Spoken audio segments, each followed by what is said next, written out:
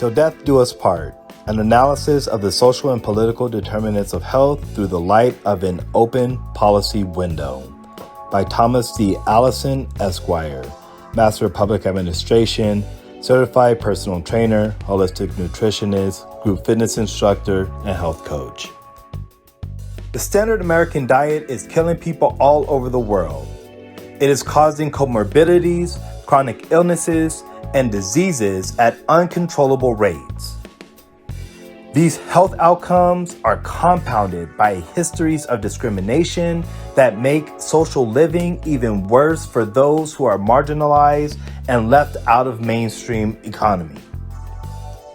As someone who underwent my own transformation, I personally endeavored on a program and policy initiative to develop a platform that addresses not only the issues, but the root causes, and that is the social and political determinants of health.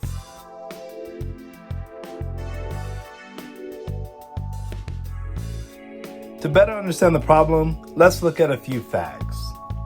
The U.S. pays more for its healthcare than any other country in the world. Yet, despite this fact, the U.S. has the worst life expectancy than any other developed country in the world. Healthcare in the U.S. is a social, economic, and political issue. Ultimately, public health in the United States and abroad is not just a matter of personal health, but it's a matter of the collective quality of daily living being done in the United States.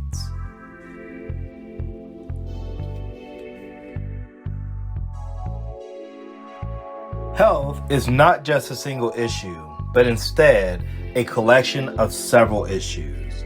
Race, class, education, age, sex, zip code, and gender are just a few factors that determine how healthy a person is. Politics surrounding these issues, also known as identity politics, further compound the health disparities seen in marginalized communities. Rather than addressing the root causes of these issues, the actual racism, sexism, or other forms of discrimination, we throw trillions of dollars at treating the resulting diseases and comorbidities instead.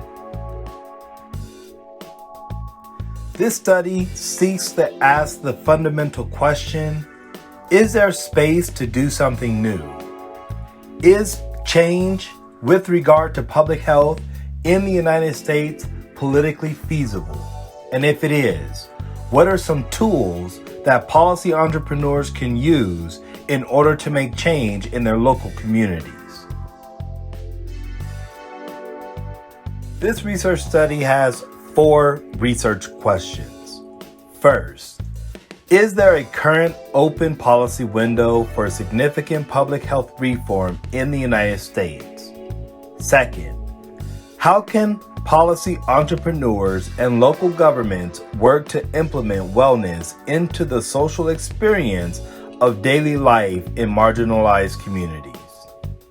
Third, how do participants in the Get Healthy initiative demonstrate the stages of the trans-theoretical model of behavior change and the motivational factors of the self-determination theory? Fourth, what impacts would participating in a health and wellness community program have on attitudes regarding the significance of public health legislation? To better understand research question number 1, we must understand policy windows. Agenda setting plays a significant role in when laws can even be considered, let alone be passed. Without making it on an agenda, an idea cannot become a law. In fact, it must remain an idea because it can't even be considered by lawmakers. Kingdom's multiple streams theory posits that when a problem, policy, and political forces converge, a policy window opens. Policy windows are rare opportunities for significant legislation to make it on the political agenda and have potential for favorable vote outcomes by both legislative and executive bodies. The research question here is there currently an open policy window for significant public health reform in the United States? The hypothesis to this research question is yes. To better understand research question number 2, we must understand the social determinants of health. According to the World Health Organization, local, state, national, and international government should be concerned with addressing the public health of their communities. Addressing public health should be a holistic approach that includes also addressing the social determinants of health. The social determinants of health, defined as those conditions in which people are born, grow, live, work, and age that impact their health and well-being, are known to have major influences on diverse health outcomes. Some of these determinants include income, education, race, sex, gender, age, and zip code. What all of this means is these factors, your income, education, race, sex, gender, age, and zip code, are factors to be determined in how long and how healthy of a life a person will live. The research question here is, how can policy entrepreneurs and local governments work to implement wellness into the social experience of daily life in marginalized communities? The hypothesis here is better health outcomes is realized by developing health and wellness communities that better integrate into the daily living of the individuals in that community. In order to understand research question number 3, we must unpack the Get Healthy initiative. The trans-theoretical model of behavior change has 6 phases of behavior change: pre-contemplation, contemplation, preparation, action, maintenance, and termination. The self-determination theory also has 6 levels of motivation: amotivation, external regulation, introjected regulation, identified regulation, integrated regulation, and intrinsic motivation. The 6 levels of the trans-theoretical model of behavior change and the 6 levels of the self-determination theory match up perfectly to create a health and wellness protocol that we call the 5E model. The 5E model combines the 2 approaches to include 5 phases. These phases are the empowerment phase, the education phase, the evaluation phase, the expectation phase, and the efficacy phase. What the Get Healthy initiative does is it combines the 5E model with principles and practices of public administration to produce a community health and wellness program. The research question here is, how do the participants in the Get Healthy initiative demonstrate the changes of the trans-theoretical model of behavior change and the motivational factors of the self-determination theory? The hypothesis is behavior and motivation changes demonstrated in the trans-theoretical model of behavior change and the self-determination theory are consistent with the changes found in the 5E model experimentation. The Get Healthy initiative has 4 main parts. First is the application of collaborative governance. Second is the application of the theory of transformational participatory evaluation. Third is the 5E model as the intervention. And fourth is a feedback loop. Collaborative governance involves the process of bringing together multiple stakeholders from various industries and professions, including the government. The goal here is to use a diverse access to professional opinions to develop a more well-rounded program. Transformative participatory evaluation is the practice of involving the participants as control agents in their own transformation. By giving them the control and the power to dictate their own transformation, we get better buy-in and greater approval from program participants with the hopes of better responsiveness and feedback in the process.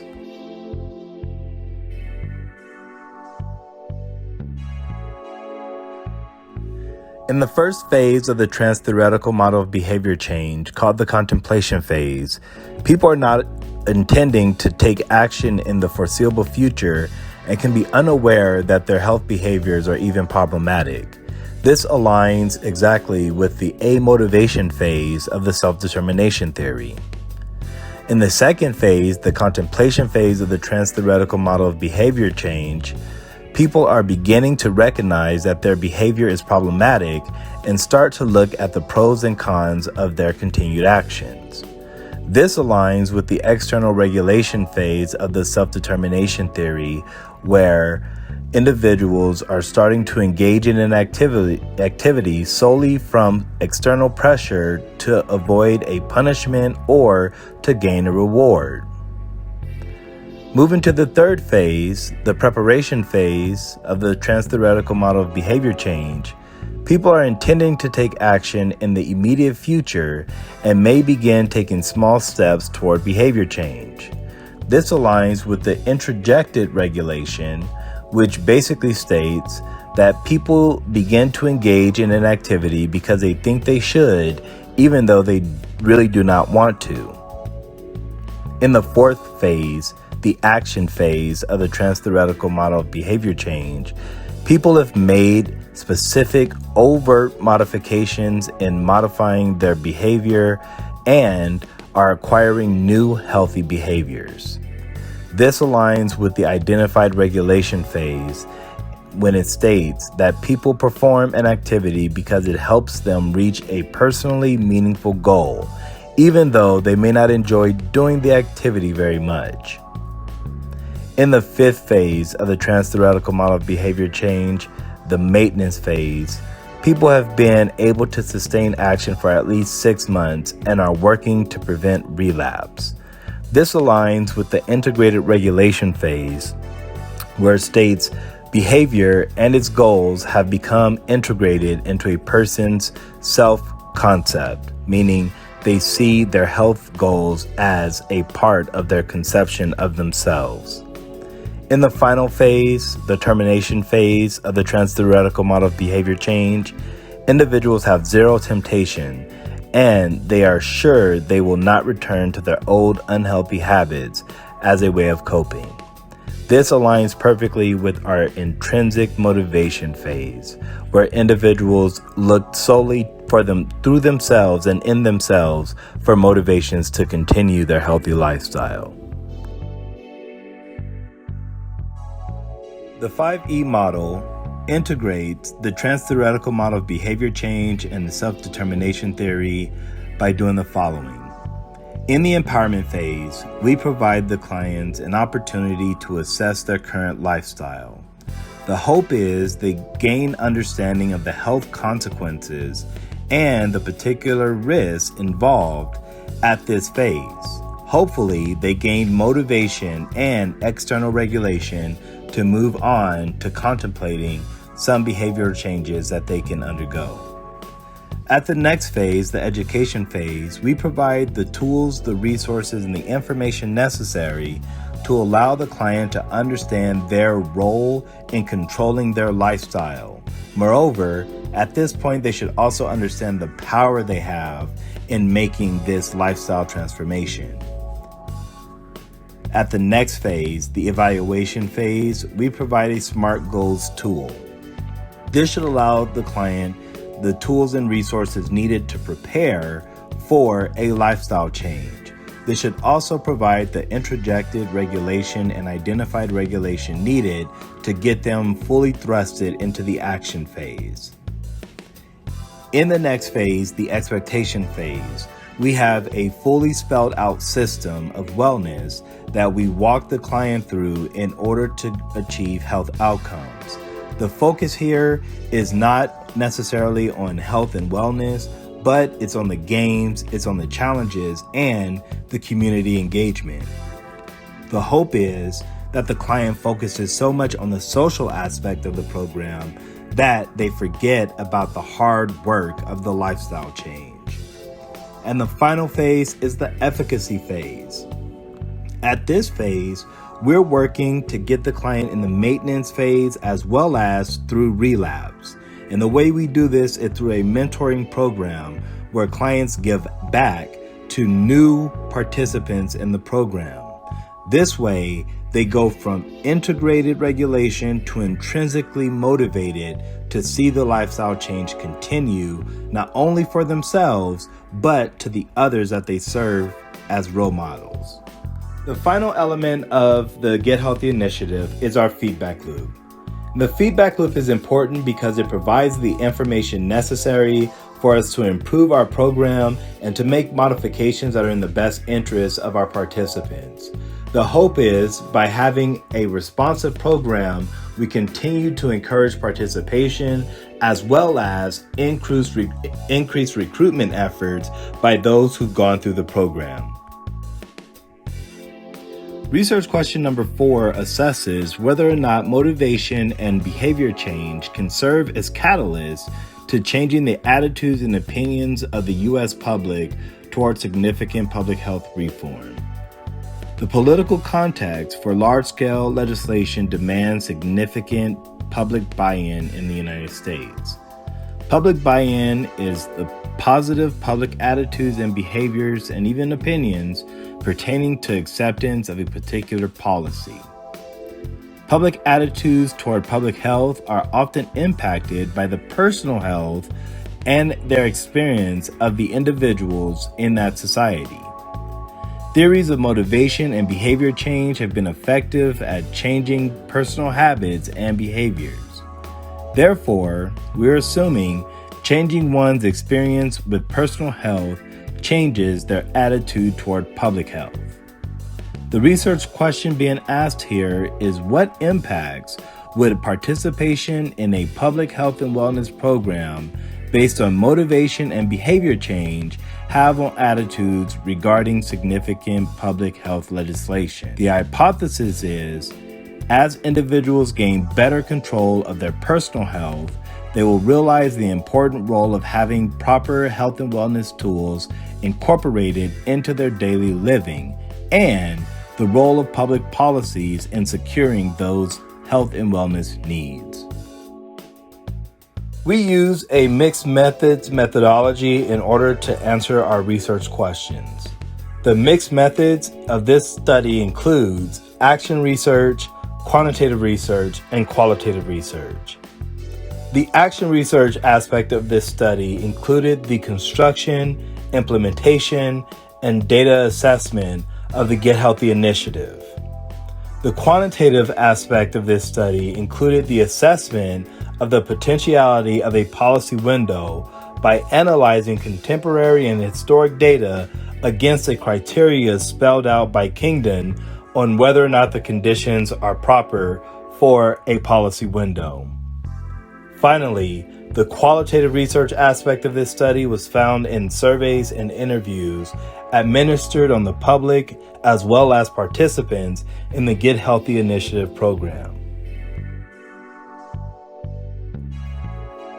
The activities conducted in the action research portion of this study includes recruitment of advisory board members from a cross-section of health and education professions, development of instruments for use in the empowerment and evaluation phases of the model, development of videos and written materials for the education phase of the program, development of intervention protocol that consists of periodic goals, games, and challenges for the expectations phase, development of the mentorship system for graduates of the program in order to help them through relapse in the efficacy phase, development of a website and program materials, development of effective progress feedback loops for continuous program improvement and responsiveness.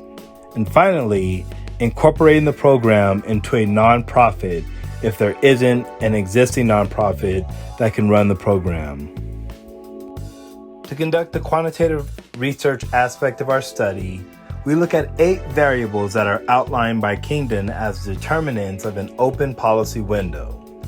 These 8 variables include technical feasibility, acceptable budgetary costs, acceptable to mass public or to the attentive politics, changes in administration, shifts in partisan or ideological balances in Congress, shifts in the national mood, partisan realignments, and interest group pressure.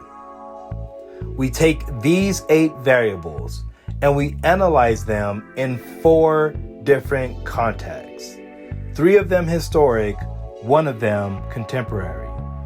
The 3 historic contexts that the 8 variables are analyzed in are: first, the New Deal; second, the Medicaid and Medicare reform; and then finally, the Affordable Care Act. The last element of research done in this study is done through qualitative research.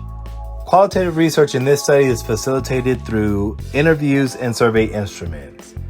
The surveys are provided to random members of the public and program participants.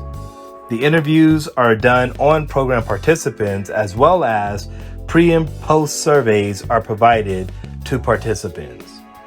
The survey assesses the following variables. First, social determinants, including race, age, sex, gender, income, and zip code, the political party preference and voting practices of the respondent, attitudes and beliefs toward personal health, attitudes and beliefs toward public health, and allocation of resources toward social determinants, the trans-theoretical model of behavior change measurement question, the self-determination theory measurement question, as well as attitudes and opinions toward public health and wellness programs. The study isn't done yet, but we have made some preliminary findings. The research, as I indicated, is still ongoing. The Get Healthy Initiative program was constructed and had 2 rounds of recruiting. Despite having 2 rounds of recruiting, we only were able to ultimately recruit, accept, and have the participation of 5 participants. Obviously, 5 participants is far too low of a sample to get any generalization. Therefore, although they showed remarkable improvement, the data is not actually usable for making any conclusions. The lesson learned so far is free is scary to people. It is easier to recruit people for a paid program than it was to recruit them for a free program. Secondly, people don't want to have to keep up with another community. The strategy moving forward should be, in fact, going to other people's communities that they're already in and providing those communities with the health and wellness resources to better facilitate healthier living in daily life. Third, people want to do as little work as possible for maximum health outcomes. This means not wanting to do a lot of reading, not wanting to do a lot of research, but to have a simple program that is going to show really quick results that are really impactful. And finally, the survey instrument that we had was too long and had a high incompletion rate. And so what we have to do moving forward is simplify the survey instrument in order to increase respondent participation. Consistent with the lessons learned, in moving forward with this research project, the next steps include recruiting nonprofit organizations to participate in a wellness network that provides a referral system for leaders to use within existing communities. What this means is, instead of getting people to come out of their communities to these nonprofit organizations, we are creating a referral system that the leaders within existing communities are going to be able to use their influence and clout to connect people within their communities to the services of a nonprofit. This way, we're taking the services of the nonprofit and infusing them within the daily community living of the marginalized community members that we're trying to reach. Secondly, we are restructuring the survey instrument to make it more user-friendly and easier for a better response rate. We hope the community contribution of this research study is great. Therefore, we are looking to establish a few things. First, we want to establish an effective community wellness program that is scalable and can be diffused in communities all over the world. Second, we want to develop policy strategies to shift the attitudes and opinions toward significant public health legislation in the United States. Third, we want to analyze the potentiality of success of a policy platform that addresses the social and political determinants of health in the United States. We've decided to take on this method from a community grassroots level in hopes of better understanding how shifts in attitudes and opinions toward public health can also result in shifts in policy.